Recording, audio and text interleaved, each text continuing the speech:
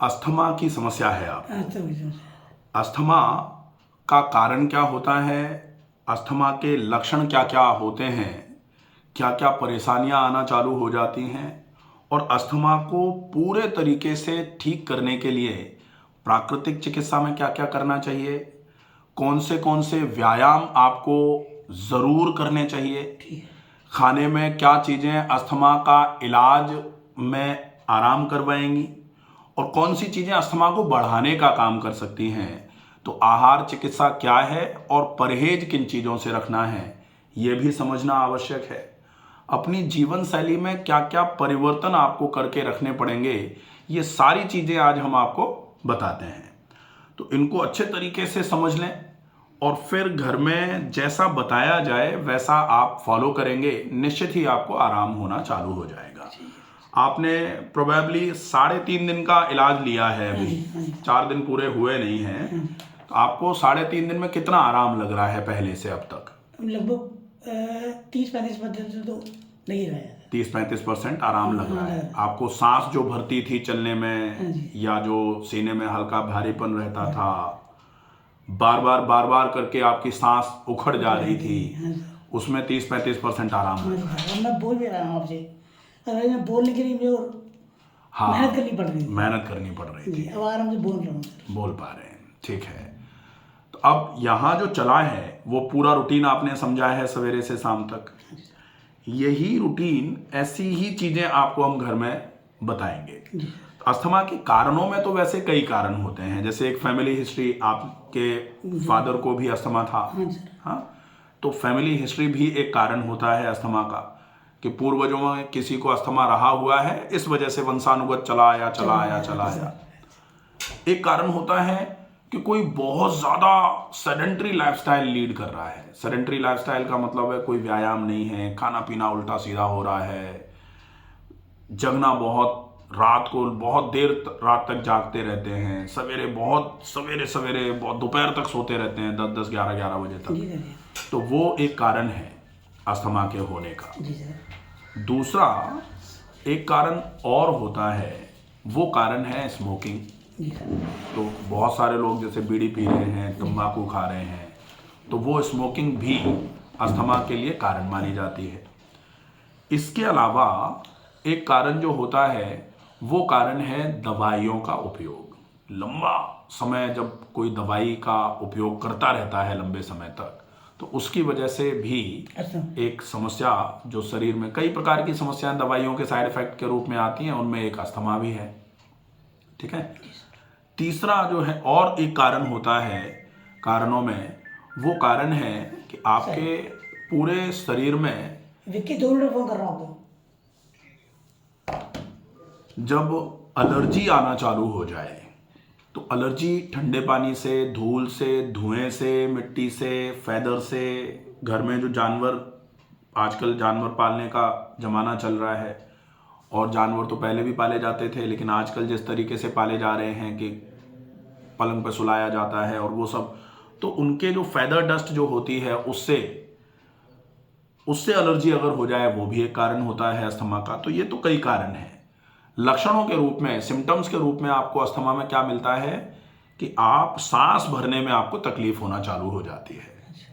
जब सांस नहीं भर पाते हैं तो शरीर में ऑक्सीजन की कमी होना चालू हो जाती है, और जब शरीर में ऑक्सीजन की कमी होती है तो पूरा शरीर अंदर से टूटा टूटा महसूस होता है। थकान बनी रहेगी, काम करने का मन नहीं करेगा, मानसिक चिड़चिड़ापन बढ़ता चला जाएगा, और धीरे धीरे करके त्वचा, आंख, मस्तिष्क, बाल, ये सब खराब होना चालू हो जाते हैं।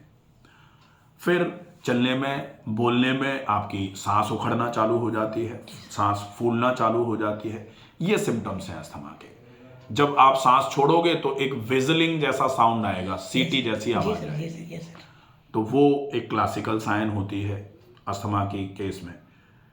इलाज के लिए सबसे ज्यादा आवश्यक जो है वो है सवेरे सवेरे का रूटीन। अस्थमा के केस में आपको कैसा रखना है, तो सवेरे जल्दी जागना है। जैसे ही जागेंगे, जागते ही कम से कम 3 ग्लास हल्का गुनगुना पानी पीना है। ठीक है, हल्का गुनगुना, जी। ताकि वो थोड़ा सा सिकाई करते हुए पानी नीचे की तरफ जाए। वो पानी पी के 10 मिनट के लिए रुकेंगे। अच्छा जी। उसके बाद फिर मोशन जाएंगे।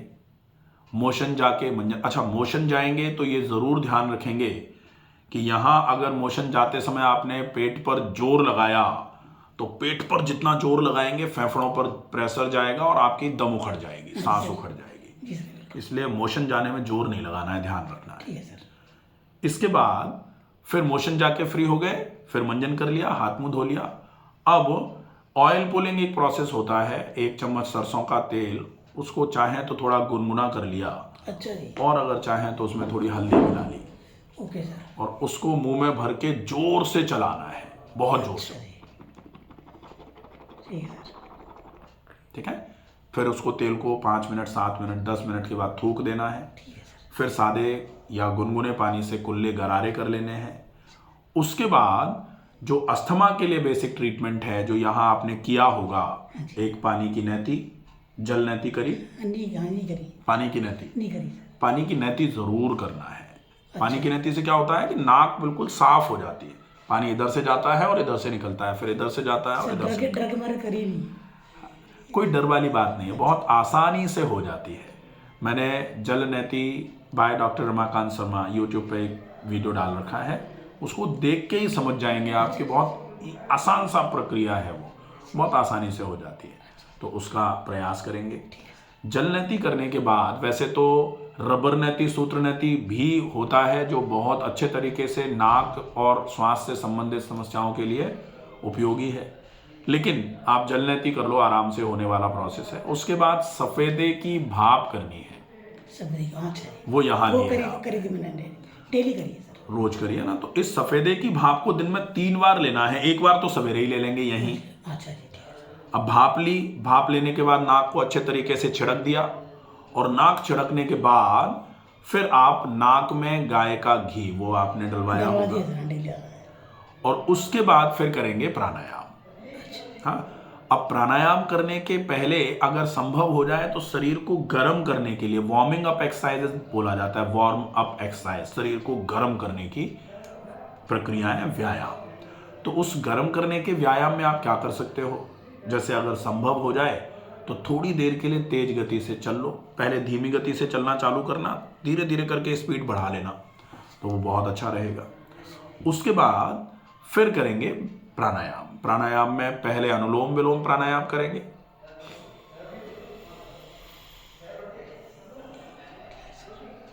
फिर इधर से भरा और इधर से छोड़ा, ये प्राणायाम हो जाएगा, अनुलोम विलोम। उसके बाद डीप ब्रीदिंग करेंगे, लंबी गहरी सांस दोनों नासिकाओं से भरना और दोनों नासिकाओं से पूरी सांस को छोड़ना, ये जरूर करेंगे, बहुत अच्छा प्रोसेस है।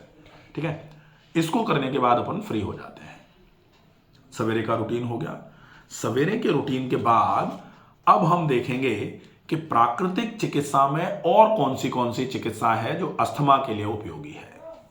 सबसे बढ़िया चिकित्सा होगी छाती और पीठ पर गर्म पानी की थैली से सिकाई करनी। बिल्कुल सर, वो करी दिया मैंने। तो वो यहाँ करी है, आप डेली, हाँ जी, सीखी है, जी सर। वो जरूर करेंगे। गर्म पानी की थैली होती है, उसमें गर्म पानी भर लेना होता है, उस गर्म पानी की थैली से छाती पर और पीठ पर सेक करना होता है, लगभग 3 से 5 मिनट के लिए कर लेंगे। एक ये इलाज है। दूसरा इलाज जो अस्थमा के लिए होता है वो है अदरक प्याज का कंप्रेस, जो आपका दोपहर में चला है।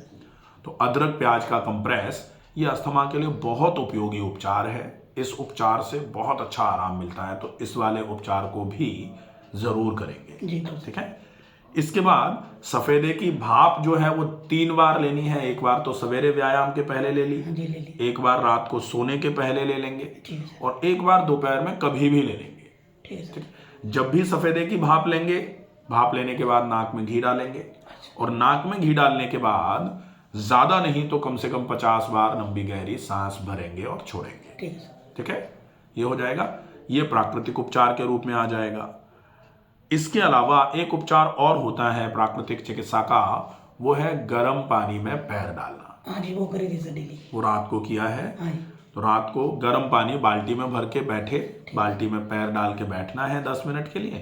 पैर जब अच्छे तरीके से गर्म होने लग जाए, थोड़ा थोड़ा शरीर में पसीना आने लग जाए, तो फिर पैरों को निकाला, पैरों को पोंछ लिया। पूरे शरीर पे अगर पसीना आ जाए तो सूखे गीले कपड़े से शरीर को पोंछ करके फिर सो जाना है।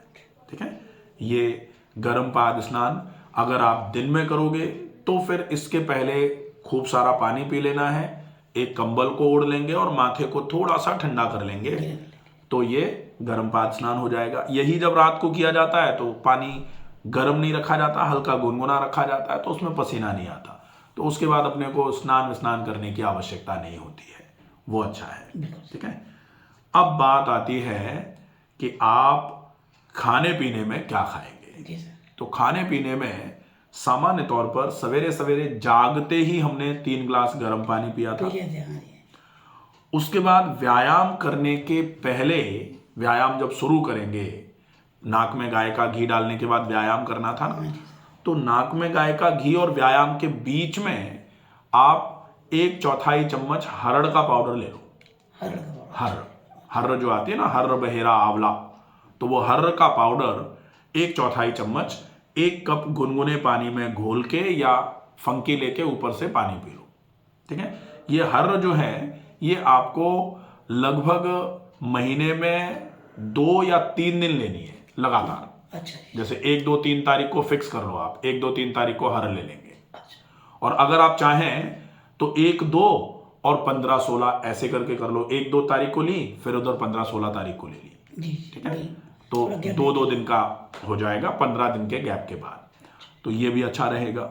इससे क्या रहेगा, पेट बिल्कुल खुल के साफ होता रहेगा, पेट जाम नहीं होगा कभी। ठीक है, पेट खराब नहीं होगा, पेट फूलेगा नहीं, फेफड़ों को जगह मिलेगी तो सांस नहीं भरेगी, ये अच्छा प्रक्रम है। इसके बाद व्यायाम करने के बाद फिर आपको लेना है, एक बार के लिए सवेरे सवेरे ही आप कोई भी हर्बल टी ले लेंगे। हर्बल टी जैसे आप चाहो तो तुलसी, थोड़ा सौंठ, थोड़ी मुलैठी, थोड़ा सा उसमें काली मिर्च डाल करके थोड़ा गुड़ डाल लो और उसकी चाय बना के अच्छे तरीके से वो आधा कप के आसपास सवेरे सवेरे व्यायाम करके पी लो। ठीक है, उसके बाद फिर अपने को लेना है नाश्ता। नाश्ते में चावल, घी, चिकनाई, दही, छाछ, इन सब चीज़ों का उपयोग नहीं करना है बिल्कुल। तो आप क्या खा सकते हो नाश्ते में? नाश्ते में आपके लिए चलेगा, आप ज़्यादा से ज़्यादा कोशिश करो आप वेजिटेबल दलिया खाओ। वेजिटेबल दलिया अच्छी मात्रा में खा लो, या फिर आप जैसे कभी कभार चीला विला खाना चाहो तो फिर तेल या घी बिल्कुल जरा सा डाल करके आप चीला बना लो। और बेसन के चीले वगैरह जो बनते हैं ना, वो तो बिना तेल घी के भी बन सकते हैं। थोड़ा सा तवे पे केवल लगाना होता है जरा सा, तो उससे बन जाएंगे, वो खा सकते हैं। उसके बाद दोपहर का लंच जो है उसमें अभी सर्दियां चल रही हैं तो बाजरे की रोटी और सब्जी की मात्रा ज़्यादा। सब्जी में लौकी, तोरई, टिंडा, परवल, कद्दू, ये सब्जियां ज़्यादा मात्रा में खानी है। ठीक है, दोपहर और शाम के खाने के बीच में दिन में 2 बार आप एक बार अदरक का रस और शहद ले लेंगे और एक बार 4 बजे के आसपास वो चाय जो सवेरे बनाई थी वैसे ही चाय पी लेंगे। शाम का खाना 7 बजे के पहले पहले खा लेंगे, जो दोपहर में खाना खाया था वैसा ही खाना शाम को रहेगा। और रात को सोने के पहले आप तुलसी, अदरक और थोड़ा सा गुड़ मिला करके काढ़ा बना के तुलसी का आधा कप के आसपास वो पी करके सोएंगे। ठीक है, ये पूरा आहार चार्ट रहेगा सवेरे से शाम तक। इसके अलावा परहेज में ठंडी चीज़ें, फ्रिज में रखी हुई चीज़ें, ठंडा पानी, छाछ, दही, मक्खन, चावल, आलू, बहुत ज़्यादा मात्रा में जो ठंडी चीज़ें हैं, या फिर बहुत ज़्यादा ऐसी चीज़ें जो पेट को बहुत भारी करने का काम करती हैं, जैसे राजमा, छोले, मैदे से बनी चीज़ें, कढ़ाई में तल के आई हुई चीज़ें, इन सबको बिल्कुल बंद रखना है। समोसा कचौड़ी तो वो कढ़ाई में भी आ रहा है प्लस मैदा भी है, तो गया बिल्कुल। हाँ। सलाद अगर जैसे खाते हैं खीरा, ककड़ी या मूली या गाजर, तो इसको थोड़ा उबाल के खा लो, क्योंकि सलाद ठंडा होता है और ठंडे सलाद को खाओगे तो ठंडक की बीमारी है बढ़ जाएगी, इसलिए इसको उबाल के खाया जा सकता है। ड्राई फ्रूट्स में जैसे खजूर खाए जा सकते हैं, मुनक्के खाए जा सकते हैं, ये चलेगा। इसमें सर्दी है तो किशमिश खट्टी है, इसलिए थोड़ा ध्यान रखना है। इसमें किशमिश मत सर्दी खाओ। है तो बादाम वगैरह भिगो के खा सकते हैं। बादाम भिगो के नहीं खा सकते। भिगो के खाए हुए बादाम थोड़ा सा हल्का सा ठंडक कर सकते हैं। ओके। तो बादाम अभी वैसे भी मत खाओ, बादाम पचेंगे नहीं अभी। तो अपन तो खजूर और मुनक्के पर फोकस कर सकते हैं, खजूर और मुनक्का खा लेंगे। ठीक है, वो अगर जैसे भूख लग रही है कभी तो खजूर मुनक्के खा लिए, चलेगा। ठीक है, तो ये पूरा समझ गए अच्छे से घर में कर लेंगे। फिर भी कोई दिक्कत लगेगी तो मेरे नंबर हैं इसमें, मुझे व्हाट्सअप मैसेज करेंगे। Right sir. ठीक है। 100%।